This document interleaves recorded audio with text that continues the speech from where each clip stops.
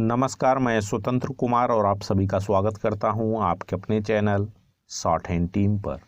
तो दोस्तों, आज के इस वीडियो में दैनिक जागरण के संपादकीय से 457 शब्दों के डिक्टेशन को हम लोग लेने वाले हैं। इसे हम 3 अलग अलग स्पीड में लेंगे। पहली बार में 70 की स्पीड में, दूसरी बार में 80 की स्पीड में, तो तीसरी और आखिरी बार में इसी डिक्टेशन को हम लोग 90 की स्पीड में लेने वाले हैं। अगर आपको इस डिक्टेशन के पीडीएफ की ज़रूरत है तो आप हमारे टेलीग्राम ग्रुप को ज्वाइन कर सकते हैं। ग्रुप का लिंक इसी वीडियो के ठीक नीचे डिस्क्रिप्शन बॉक्स में आपको मिल जाएगा। तो 70 की स्पीड में आपका डिक्टेशन स्टार्ट होगा 5 सेकंड के बाद। तब तक के लिए आप रेडी रहें।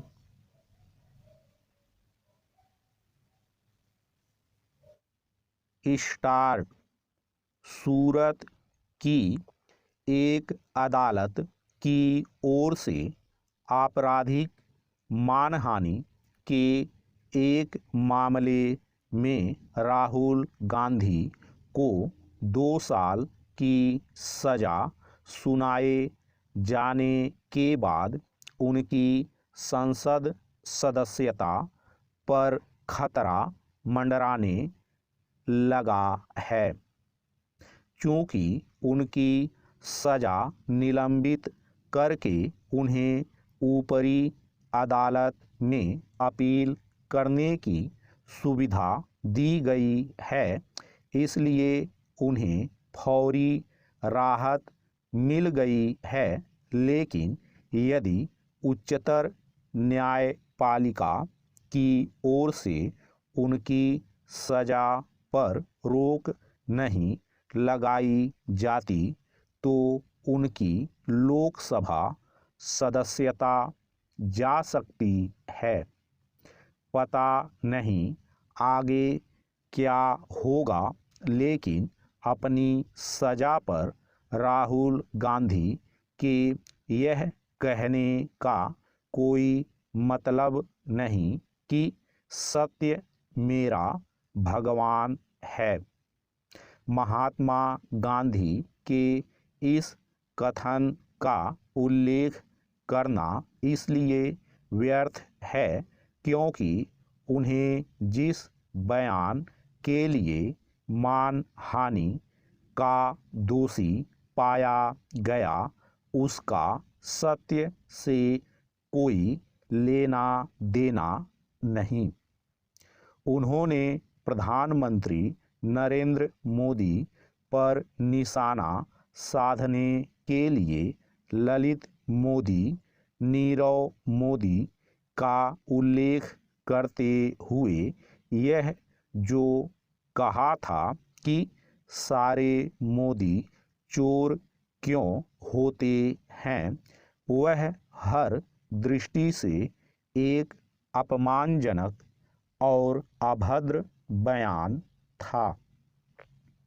पिछले लोकसभा चुनाव के अवसर पर उनकी ओर से दिया गया यह बयान एक जाति विशेष के लोगों के प्रति उनकी दुर्भावना का परिचायक था।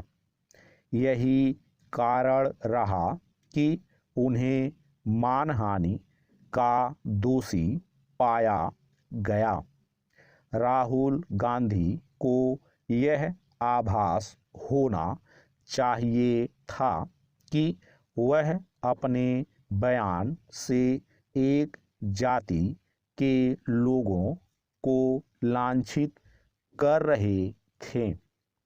वह कांग्रेस के बड़े नेता हैं, तो इसका यह अर्थ नहीं हो सकता कि संभल कर बोलना छोड़ दें और जो मन में आए बोल दें।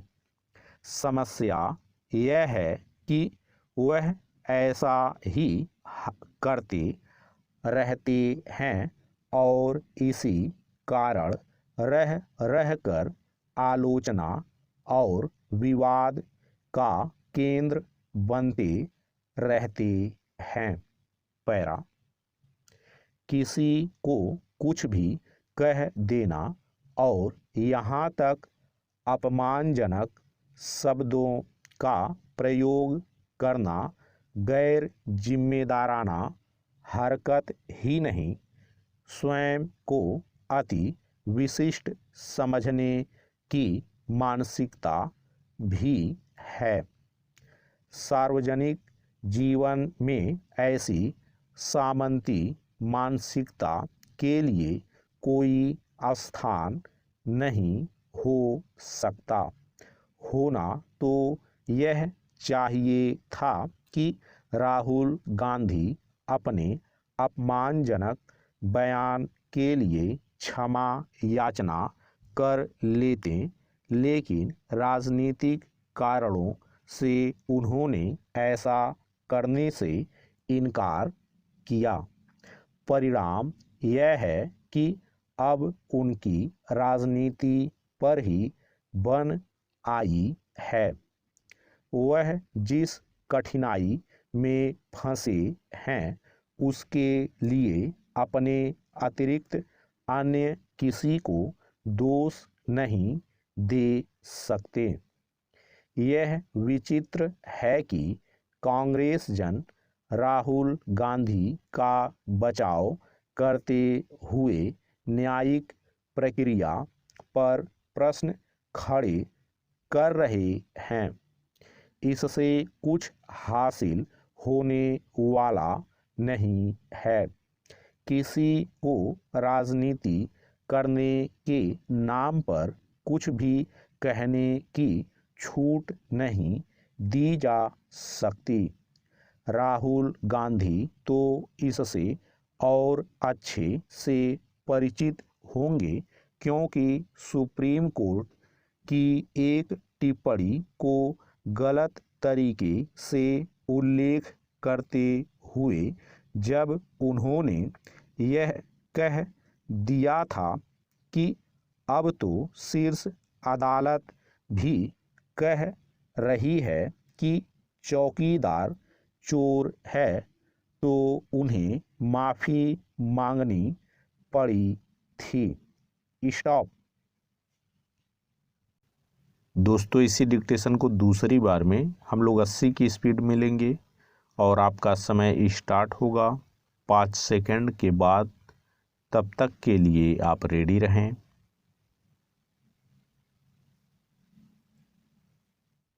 स्टार्ट। सूरत की एक अदालत की ओर से आपराधिक मानहानि के एक मामले में राहुल गांधी को 2 साल की सज़ा सुनाए जाने के बाद उनकी संसद सदस्यता पर खतरा मंडराने लगा है। क्योंकि उनकी सज़ा निलंबित करके उन्हें ऊपरी अदालत में अपील करने की सुविधा दी गई है, इसलिए उन्हें फौरी राहत मिल गई है। लेकिन यदि उच्चतर न्यायपालिका की ओर से उनकी सज़ा पर रोक नहीं लगाई जाती तो उनकी लोकसभा सदस्यता जा सकती है। पता नहीं आगे क्या होगा, लेकिन अपनी सज़ा पर राहुल गांधी के यह कहने का कोई मतलब नहीं कि सत्य मेरा भगवान है। महात्मा गांधी के इस कथन का उल्लेख करना इसलिए व्यर्थ है क्योंकि उन्हें जिस बयान के लिए मानहानि का दोषी पाया गया उसका सत्य से कोई लेना देना नहीं। उन्होंने प्रधानमंत्री नरेंद्र मोदी पर निशाना साधने के लिए ललित मोदी, नीरव मोदी का उल्लेख करते हुए यह जो कहा था कि सारे मोदी चोर क्यों होते हैं, वह हर दृष्टि से एक अपमानजनक और अभद्र बयान था। पिछले लोकसभा चुनाव के अवसर पर उनकी ओर से दिया गया यह बयान एक जाति विशेष के लोगों के प्रति उनकी दुर्भावना का परिचायक था। यही कारण रहा कि उन्हें मानहानि का दोषी पाया गया। राहुल गांधी को यह आभास होना चाहिए था कि वह अपने बयान से एक जाति के लोगों को लांछित कर रहे थे। वह कांग्रेस के बड़े नेता हैं, तो इसका यह अर्थ नहीं हो सकता कि संभलकर बोलना छोड़ दें और जो मन में आए बोल दें।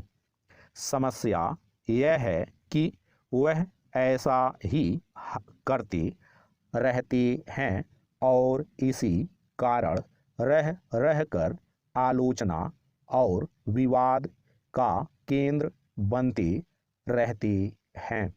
पैरा, किसी को कुछ भी कह देना और यहाँ तक अपमानजनक शब्दों का प्रयोग करना गैर जिम्मेदाराना हरकत ही नहीं, स्वयं को अति विशिष्ट समझने की मानसिकता भी है।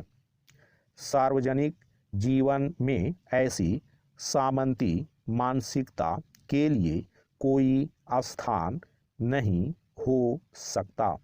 होना तो यह चाहिए था कि राहुल गांधी अपने अपमानजनक बयान के लिए क्षमा याचना कर लेते, लेकिन राजनीतिक कारणों से उन्होंने ऐसा करने से इनकार किया। परिणाम यह है कि अब उनकी राजनीति पर ही बन आई है। वह जिस कठिनाई में फंसे हैं उसके लिए अपने अतिरिक्त अन्य किसी को दोष नहीं दे सकते। यह विचित्र है कि कांग्रेस जन राहुल गांधी का बचाव करते हुए न्यायिक प्रक्रिया पर प्रश्न खड़े कर रहे हैं। इससे कुछ हासिल होने वाला नहीं है। किसी को राजनीति करने के नाम पर कुछ भी कहने की छूट नहीं दी जा सकती।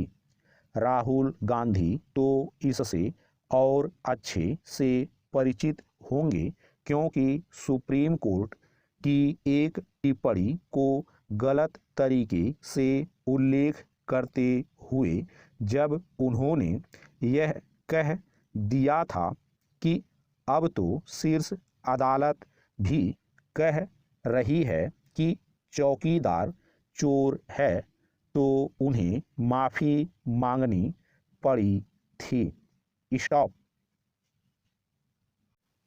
दोस्तों, इसी डिक्टेशन को तीसरी और आखिरी बार में हम लोग 90 की स्पीड में लेंगे और आपका समय स्टार्ट होगा 5 सेकंड के बाद। तब तक के लिए आप रेडी रहें।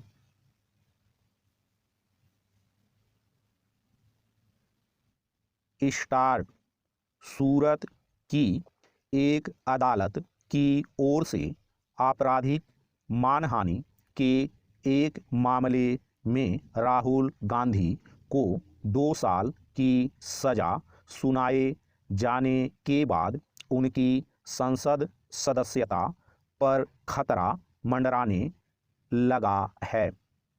चूँकि उनकी सज़ा निलंबित करके उन्हें ऊपरी अदालत में अपील करने की सुविधा दी गई है, इसलिए उन्हें फौरी राहत मिल गई है। लेकिन यदि उच्चतर न्यायपालिका की ओर से उनकी सज़ा पर रोक नहीं लगाई जाती तो उनकी लोकसभा सदस्यता जा सकती है। पता नहीं आगे क्या होगा, लेकिन अपनी सजा पर राहुल गांधी के यह कहने का कोई मतलब नहीं कि सत्य मेरा भगवान है। महात्मा गांधी के इस कथन का उल्लेख करना इसलिए व्यर्थ है क्योंकि उन्हें जिस बयान के लिए मानहानि का दोषी पाया गया उसका सत्य से कोई लेना देना नहीं। उन्होंने प्रधानमंत्री नरेंद्र मोदी पर निशाना साधने के लिए ललित मोदी, नीरव मोदी का उल्लेख करते हुए यह जो कहा था कि सारे मोदी चोर क्यों होते हैं, वह हर दृष्टि से एक अपमानजनक और अभद्र बयान था। पिछले लोकसभा चुनाव के अवसर पर उनकी ओर से दिया गया यह बयान एक जाति विशेष के लोगों के प्रति उनकी दुर्भावना का परिचायक था। यही कारण रहा कि उन्हें मानहानि का दोषी पाया गया। राहुल गांधी को यह आभास होना चाहिए था कि वह अपने बयान से एक जाति के लोगों को लांछित कर रहे थे। वह कांग्रेस के बड़े नेता हैं, तो इसका यह अर्थ नहीं हो सकता कि संभल कर बोलना छोड़ दें और जो मन में आए बोल दें। समस्या यह है कि वह ऐसा ही करते रहते हैं और इसी कारण रह रहकर आलोचना और विवाद का केंद्र बनते रहते हैं। पैरा, किसी को कुछ भी कह देना और यहाँ तक अपमानजनक शब्दों का प्रयोग करना गैर जिम्मेदाराना हरकत ही नहीं, स्वयं को अति विशिष्ट समझने की मानसिकता भी है। सार्वजनिक जीवन में ऐसी सामंती मानसिकता के लिए कोई स्थान नहीं हो सकता।